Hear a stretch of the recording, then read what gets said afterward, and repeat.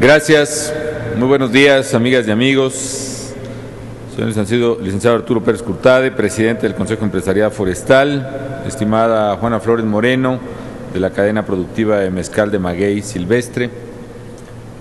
Jesús Demetrio Núñez, Premio al Mérito Forestal 2009, felicidades, distinguidos integrantes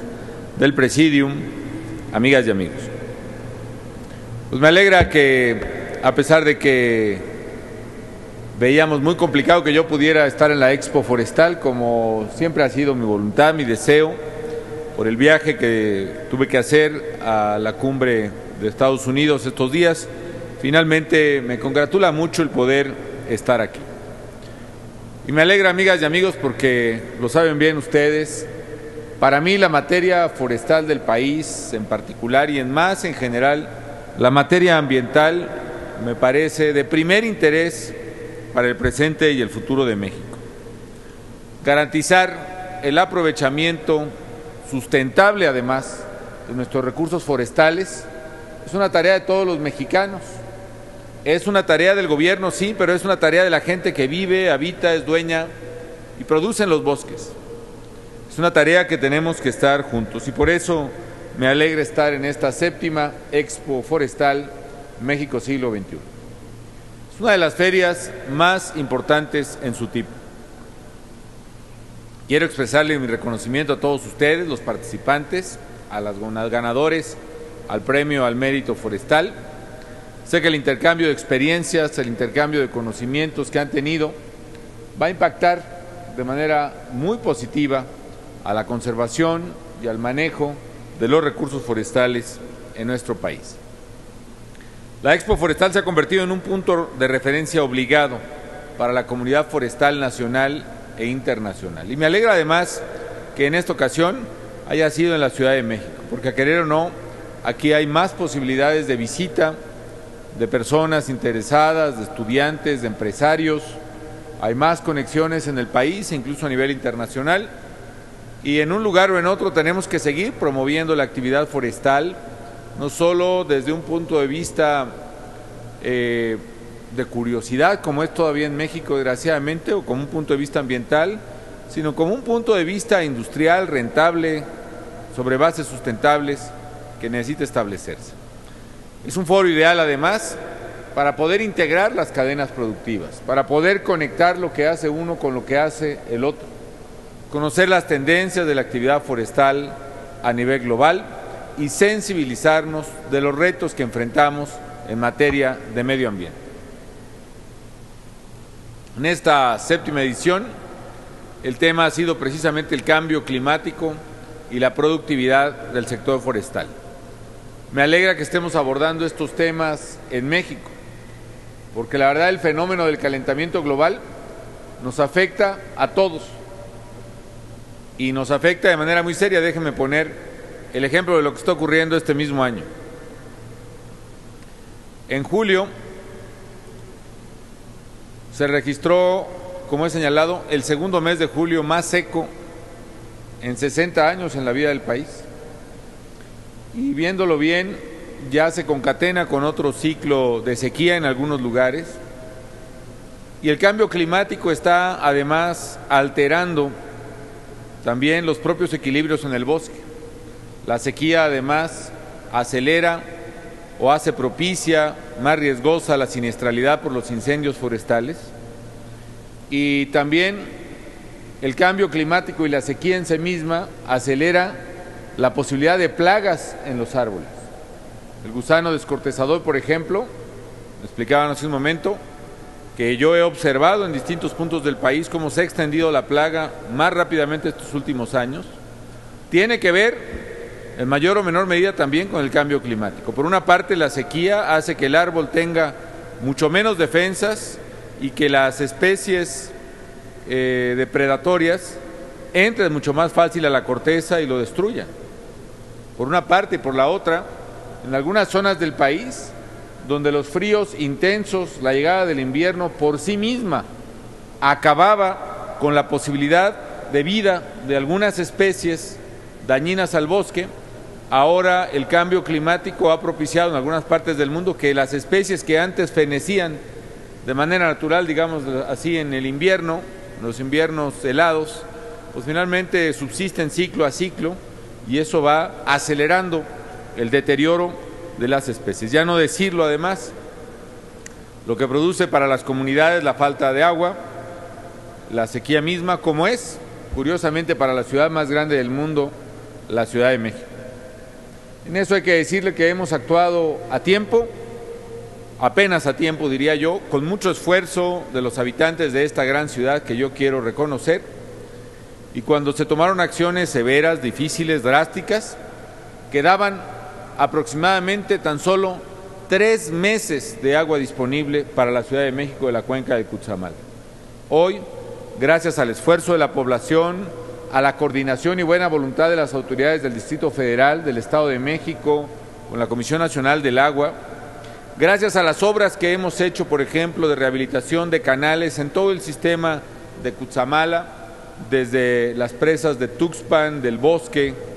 y Colorines allá en Michoacán, en mi tierra, a la propia presa de Valle de Bravo, la presa de Villa Victoria, que incluso hemos cerrado hasta que tenga una recuperación razonable. Ya hemos pasado de tener 3 meses nada más a casi 8 meses de provisión de agua potable para la Ciudad de México y estamos buscando garantizar el riesgo de que si el año que entra se vuelve a repetir un ciclo de sequía, la ciudad no entre desde luego en una carestía que pueda alterar su vida cotidiana. Pero vuelvo a mi tema. El deterioro del medio ambiente, el calentamiento global nos está afectando a todos. Y nos está afectando de manera dramática. Y tenemos desde luego que trabajar en armonía con la naturaleza. Una manera de hacerlo, clave por cierto, es detener el deterioro de nuestros bosques y selvas y promover su aprovechamiento sustentable en beneficio de todos. Este aprovechamiento debe ser especialmente orientado a las comunidades que viven de estos recursos. La paradoja es, amigas y amigos, que en las zonas más boscosas del país, generalmente también, habita la gente más pobre de México, por lo regular ejidos y comunidades indígenas, que precisamente por la falta de alternativas económicas para vivir, no han tenido en muchos casos otra opción que tumbar el bosque para propósitos de agricultura, como se viene haciendo desde cientos y quizá miles de años, o bien permitir, tolerar la acción de la tala ilegal tan perniciosa para nuestra capa forestal y ahora tan, por cierto, exacerbadamente activa acción criminal por la intervención también del crimen organizado en actividades de tala ilegal de bosques. Tenemos que darle entonces opciones económicas a comunidades y ejidos de propiedad forestal o silvícola. Y necesitamos hacerlo a través de mecanismos que tengan viabilidad económica y técnica. Y eso es en realidad un poco el esquema de Proárbol. A la hora de que lanzamos Proárbol al inicio de mi gobierno, lo que buscamos es un esquema integral que permita precisamente el poder introducir un esquema de pago por servicios ambientales. Eso debe ser Proárbol, un gran paraguas que cubra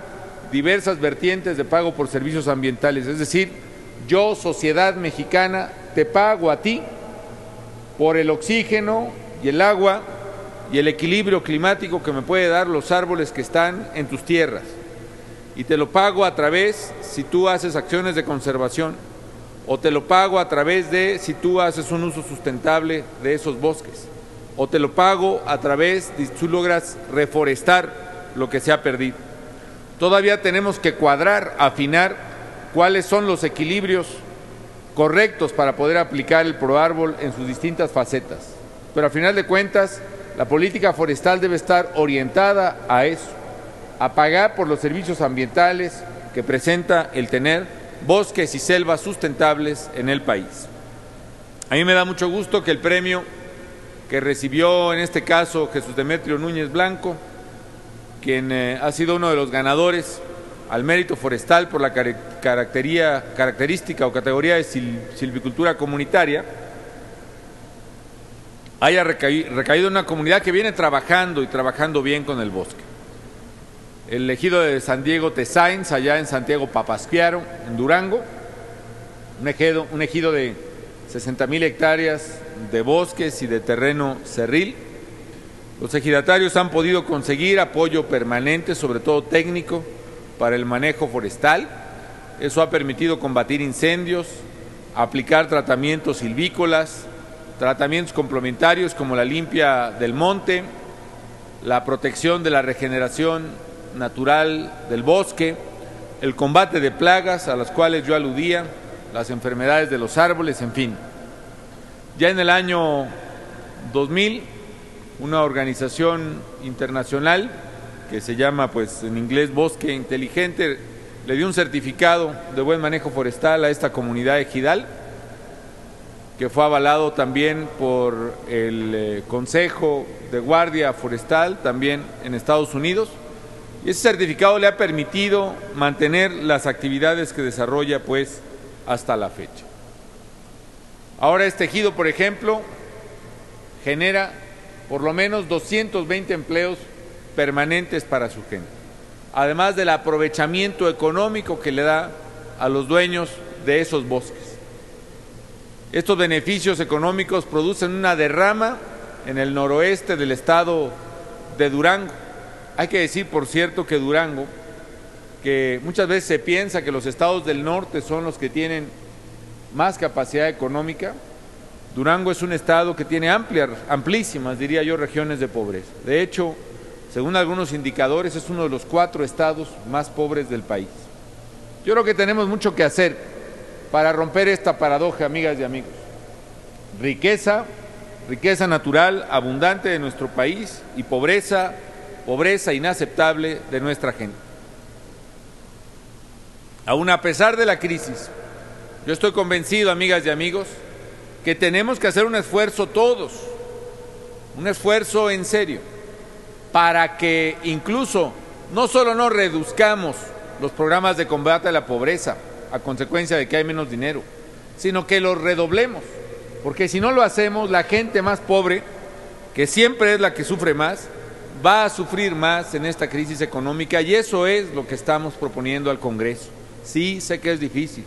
pero necesitamos tener un compromiso claro con las prioridades del país, y la prioridad debe estar con la pobreza, con el combate a la miseria en la que viven todavía y por desgracia millones de mexicanos. Por eso, amigas y amigos, la importancia de esta Expo Forestal. Desde esta feria de productos y de tecnologías, sé que contribuimos a la productividad del sector, porque gracias a la participación de ustedes, de empresarios, de industriales, de fabricantes de productos forestales, de productos de aserraderos, gracias a la presencia de productores forestales, de silvicultores, de comuneros, de ejidatarios, de viveristas, gracias a la presencia de instituciones académicas, financieras, instituciones de investigación, a la presencia de técnicos en el tema forestal, en fin, gracias a la presencia de todos ustedes, es posible diversificar las líneas de aprovechamiento de los recursos forestales en el país. Es imprescindible también fortalecer a las empresas sociales responsables del manejo, de la extracción y de la transformación de los recursos, y establecer, esto es muy importante, amigas y amigos, alianzas estratégicas entre comuneros, ejidatarios e inversionistas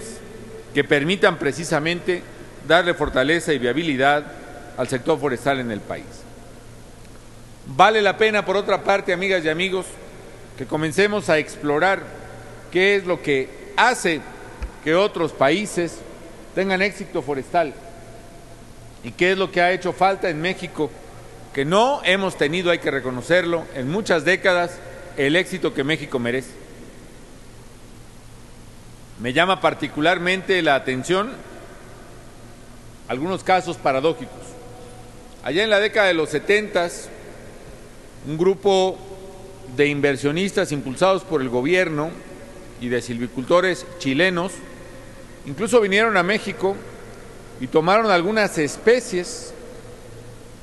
semillas, germoplasma, incluso en mi tierra, en Michoacán y en Jalisco, se llevaron semillas de varias especies de pino para un gran experimento forestal en Chile. Déjenme decirles que mientras México tiene casi 65 millones de hectáreas boscosas o selváticas, potencialmente forestables, en Chile hay nada más 13,5 millones de hectáreas forestales. Y ustedes lo saben mejor que yo, hoy estamos importando madera desde Chile, más barata y de mejor calidad. ¿Por qué razón? Porque creo que tenemos que recorrer el camino de productividad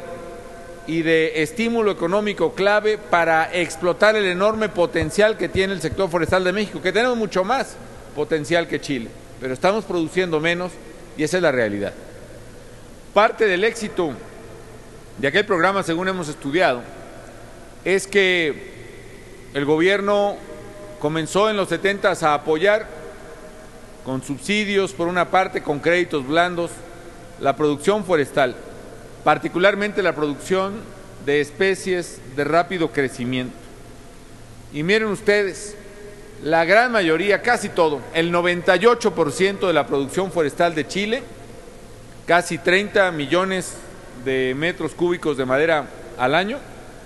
se hace en las 2 millones de hectáreas de plantaciones forestales estimuladas en los años 70. En 2 millones de hectáreas los chilenos producen 30 millones de metros cúbicos de madera, mientras que en México le andamos rascando apenas a los 6,5 millones de metros cúbicos, de toneladas de metros cúbicos, de millones de metros cúbicos, es decir, la quinta parte de la producción forestal comerciable de Chile. Y son negocios rentables. Ojo, hoy el negocio maderable es un negocio como el de cualquier otra empresa, con un éxito no solo nacional, sino internacional. Yo estoy convencido, amigas y amigos, que eso también lo podemos hacer en nuestro país. De manera que la acción forestal del gobierno, y a eso estamos abocados, se debe dar en varios frentes. En primer lugar, tenemos que combatir la deforestación y ampliar la superficie arbolada. No tenemos, bueno, hay varios datos que hablan de las hectáreas que perdemos año con año. La FAO daba un dato de 350,000 hectáreas por año en promedio perdidas por México en la década pasada. La CONAFOR, con el Instituto, la CONABIO, la Comisión Nacional de Biodiversidad, han hecho estudios más precisos y hablan de un rango entre 200, 220,000 hectáreas perdidas por año en promedio, lo que es en incendios, en cambio de uso de suelo a uso forestal, uso ganadero también, algo que me preocupa porque parece que estamos estimulando tumbar las zonas altas de muchas serranías boscosas y selváticas en México para meter ganado. Parte de los problemas que registramos en las inundaciones de Tabasco, por ejemplo, y de Chiapas, es que el suelo ya no es capaz de retener en las zonas altas la misma cantidad de agua y el agua sobre esas praderas y zonas pelonas pues simplemente se va, se deslava y eso evidentemente acelera los procesos de acumulación de agua, sobre todo en zona de tormenta, y la erosión, por supuesto. Parte de ese problema, la erosión, la tiene la cuenca del Cutzamala, que provee agua a la Ciudad de México. Simplemente hay que ver los llanos, las llanuras, los cerros pelones que rodean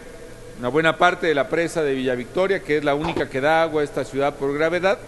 para entender los problemas de asolve y de insuficiencia que está teniendo esa presa. Por eso tenemos que seguir, amigas y amigos, combatiendo la deforestación, combatiendo los incendios forestales, y aprovecho para agradecerles y felicitar a todos ustedes, pero especialmente a los custodios, a los guardas forestales de México, que han arriesgado la vida, muchos de ellos la han perdido en el combate a los incendios y seguimos trabajando con gran intensidad. Hoy, gracias a ellos, gracias también al esfuerzo que ustedes hacen, estamos tratando de lograr este equilibrio, de que en México sean más las hectáreas que se cuidan o que se reforestan que las hectáreas de bosque que se pierdan por incendio o por tala ilegal, por uso agrícola inclusive. Tenemos que llegar a una meta también crucial, que en las zonas prioritarias que más nos interesen, en las cuencas altas, por ejemplo, estratégicas para el acopio de agua, en zonas de marginación, el campesino, el ejidatario, el más pobre del país, deje de cultivar esa media hectárea, esa hectárea por maíz que no le da ni siquiera para la tonelada ni para comer, que nosotros le podamos dar un ingreso equivalente a ese maíz, pero que pueda dedicarse a reforestar y en el futuro a explotar racionalmente la madera de su bosque. Tenemos que orientar los programas y el ProArbol, el pago de servicios ambientales, a ese objetivo. Afortunadamente, amigas y amigos, como ya dijo el secretario Elvira, en este gobierno, se quiera reconocer o no, pero esa es la realidad, en este gobierno se ha multiplicado varias veces el presupuesto destinado a las selvas y a los bosques de México. Nunca había tenido México un apoyo presupuestal tan grande como el que ahora tiene el área forestal. Y tiene problemas, por supuesto. Tenemos una grave restricción en el presupuesto porque se nos está acabando el petróleo, porque la crisis económica, así como dejó sin recursos a muchos mexicanos, también dejó sin recursos públicos al gobierno, pero tenemos que seguir haciendo un esfuerzo para seguir pagando por el servicio ambiental que nos da el bosque y la selva. Ya en estos 3 años, amigas y amigos, nuestro país ha acumulado 1 millón de hectáreas reforestadas, 1 millón de hectáreas destinadas sea a la reforestación, a la conservación o a las plantaciones forestales, que equivalen, por ejemplo, a toda la superficie que tiene el estado de Querétaro. En esta tarea merece un amplio reconocimiento el trabajo, por cierto, también de los integrantes de las Fuerzas Armadas.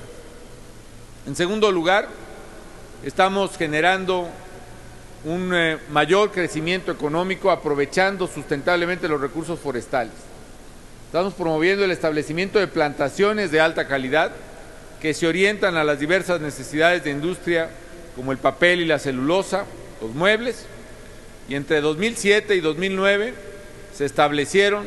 310,000 hectáreas de plantaciones forestales comerciales, y esto equivale, amigas y amigos, a todo el estado de Tlaxcala, una superficie equivalente a todo el estado de Tlaxcala en nuevas plantaciones comerciales, tan solo entre 2007 y 2009. Y finalmente, en tercer lugar, a través de un programa que todavía se llama así, pago de servicios ambientales, pero en realidad todo ProArbol es pago de servicios ambientales, pero este está más orientado a la protección de manantiales, por ejemplo. En 2 años se incorporaron más de 2 millones de hectáreas que equivalen a la superficie de todo el estado de Hidalgo. Hay mucho que hacer, amigas y amigos, y estoy bien consciente de ello. Y hoy, como saludo a los productores forestales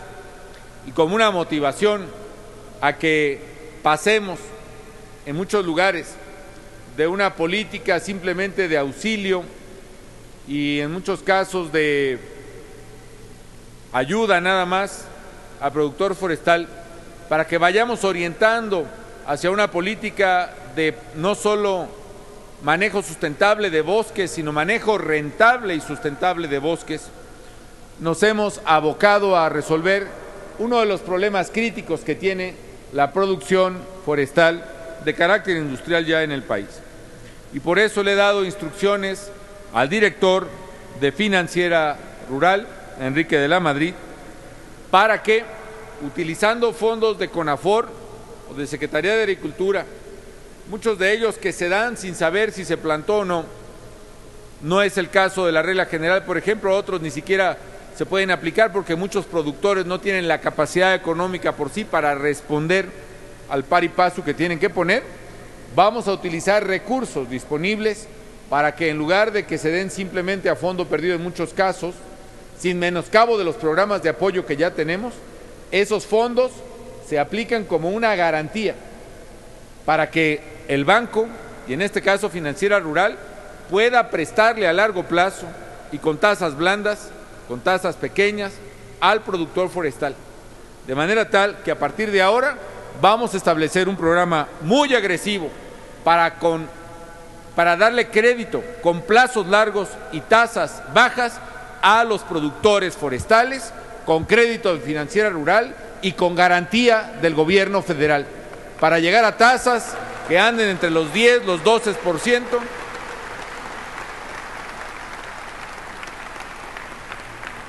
y que nos permita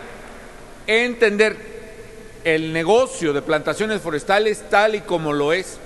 un negocio de largo plazo que requiere plazos de maduración que no pueden ser equivalentes a los de otros negocios de corto plazo y de alta rentabilidad en corto plazo. El bosque puede ser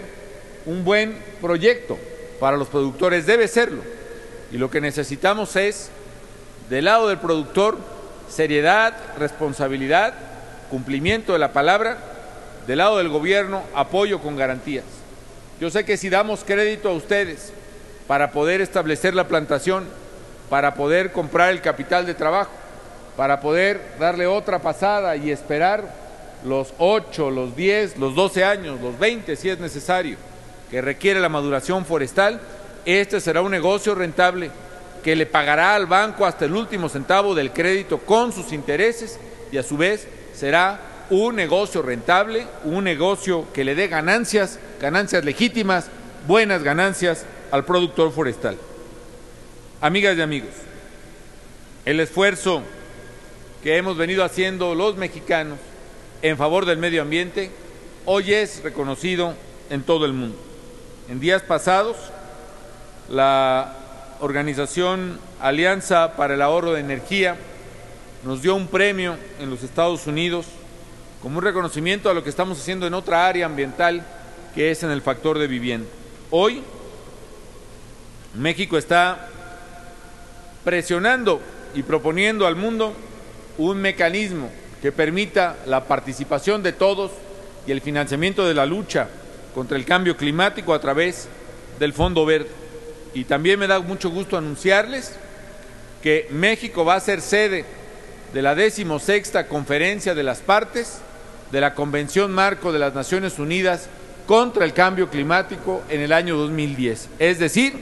en el año del bicentenario de la independencia y del centenario de la revolución, México va a ser sede de todos los países del mundo en una convención en la cual se podrán tomar acuerdos muy importantes a nivel internacional contra el cambio climático. Esa es una muestra de que lo que ustedes hacen en el campo, en la selva y en el bosque está correspondido con un esfuerzo de todo México por despertar la conciencia nacional e internacional acerca de nuestra naturaleza y por poner manos a la obra, como ustedes lo hacen y como lo hace también el gobierno mexicano. Yo quiero instruirle a Juan Manuel Torres, nuevo director de la CONAFOR, y a su equipo, que se aboque específicamente a perfeccionar y acelerar el ProÁrbol para orientarlo como un programa equilibrado y equitativo de pago de servicios ambientales, que jerarquice las necesidades ambientales del país, que transparente todas y cada una de sus operaciones, que desde el primero hasta el último centavo que los mexicanos le estamos poniendo al sector forestal sea bien empleado y empleado con responsabilidad, y que se coordine con la financiera rural para que este programa de tasas bajas y de plazos largos para financiar las plantaciones forestales con garantías líquidas de la CONAFOR y del sector público se ponga en marcha cuanto antes. Estimados amigos, sé que si seguimos trabajando juntos vamos a construir el México que queremos, un México que necesariamente deberá mantener e incrementar su rico patrimonio natural, diverso y sustentable, los bosques y las selvas de México, sus ríos, sus lagos, su naturaleza, es la mejor herencia que podemos dejarle a las futuras generaciones de mexicanos. Nuevamente los felicito por esta 16ª Exposición Nacional Forestal. Muchas gracias.